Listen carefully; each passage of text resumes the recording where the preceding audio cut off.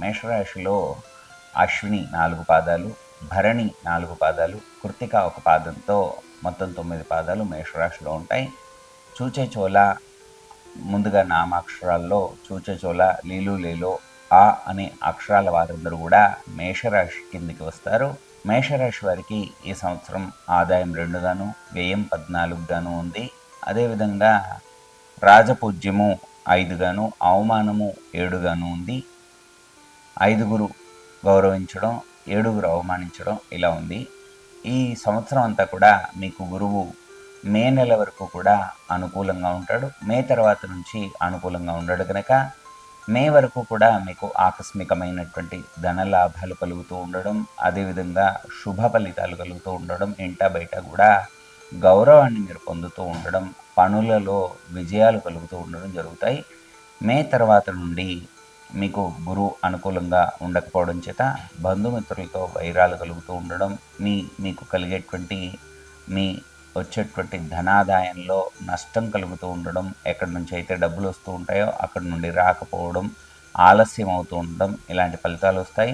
తద్వారా కొత్త వైరాలు కలుగుతూ ఉండడం ఇలాంటి ఫలితాలని కూడా మీరు పొందుతారు. మానసిక ఆందోళనలతో ఉండకుండా మానసికంగా ప్రశాంతంగా ఉండడానికి, బంధుమిత్రులతో గొడవలు కాకుండా ఉండడానికి జాగ్రత్త పడుతూ ఉండడం మీకు చెప్పదగినటువంటి సూచన.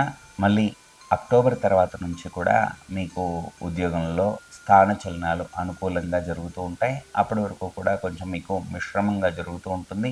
ఎక్కువగా గురువుకు సంబంధించినటువంటి పరిహారాలు చేసుకుంటూ ఉండడం, అలాగే గురు స్తోత్ర పారాయణ చేస్తూ ఉండడం ఇలాంటివన్నీ కూడా చేయండి. ముఖ్యంగా త్రివిక్రముణ్ణి దర్శిస్తూ ఉండడం, త్రివిక్రమ విష్ణుమూర్తి అవతారాల్లో త్రివిక్రముణ్ణి సందర్శిస్తూ ఉండడం ద్వారా మీకు గురువుల అనుకూలత కలుగుతూ ఉంటుంది. గురుగ్రహ అనుకూలత కలగడం ద్వారా మీకు జరిగేటువంటి ఇబ్బందులన్నీ కూడా తొలగిపోతూ ఉంటాయి. ఈ సంవత్సరం మేషరాశి వారు గృహంలో మార్పులు కోరుకుంటూ ఉంటారు. వేరే వారి నుండి విమర్శలకు లోనవుతూ ఉంటారు. అదేవిధంగా అపకీర్తి పొందే అవకాశం ఉంటుంది. చాలా జాగ్రత్తగా ఆచితూచి ప్రతి వ్యవహారంలో కూడా ఆచితూచి వ్యవహరించవలసి వస్తూ ఉంటుంది. చాలా జాగ్రత్తగా ఉండవలసి వస్తూ ఉంటుంది. ముఖ్యంగా గ్రహ బలాలు తక్కువగా ఉండడం చేత మీ పనులలో ఆలస్యం జరుగుతూ ఉండడం కూడా జరుగుతుంది. శని ప్రభావము అలాగే గురు ప్రభావం కూడా మీకు అనుకూలంగా లేని కారణంగా మీరంతా కూడా చాలా జాగ్రత్తగా ఉండాలి. స్వల్పమైనటువంటి అనారోగ్య ఇబ్బందులు కూడా కలుగుతూ ఉంటాయి.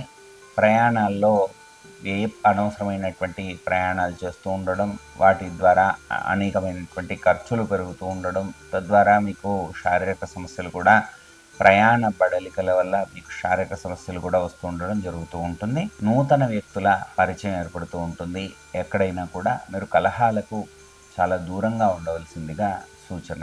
మే వరకు కూడా రాహు అనుకూలమైనటువంటి స్థానంలో లేకపోవడం ద్వారా ఆకస్మిక ధన నష్టము, ముఖ్యమైనటువంటి కార్యక్రమాలను మీరు వాయిదా వేసుకుంటూ ఉండడం జరుగుతూ ఉంటుంది. మే తర్వాత నుండి కూడా మీకు రాహు అనుకూలమైనటువంటి స్థానంలో సంచరించడం ద్వారా తద్వారా కలిగే ఫలితాల ద్వారా మీరు నూతన వస్త్ర ఆభరణ వస్తు వాహనాలను కొనే అవకాశం సూచిస్తోంది.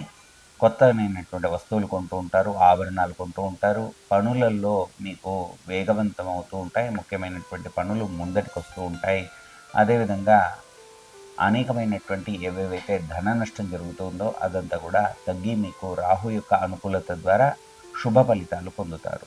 ముఖ్యంగా సన్నిహితులతో విరోధం ఏర్పడకుండా చూసుకుంటూ ఉండాలి. శుభకార్యాల్లో పాల్గొంటూ ఉంటారు. గొప్పనైనటువంటి ఫలితాలను పొందుతారు. చాలా రోజులుగా మీరు ఎదురు చూస్తూ ఉన్నటువంటి ఒక ముఖ్యమైనటువంటి కార్యము విజయవంతం అవుతుంది. తద్వారా మీరు ఆనందాన్ని పొందుతారు. మేషరాశి వారు ముఖ్యంగా గురు శనులకు అలాగే రాహుకేతువులకు జప తర్పణ పరిహారాలు చేసుకోవాలి.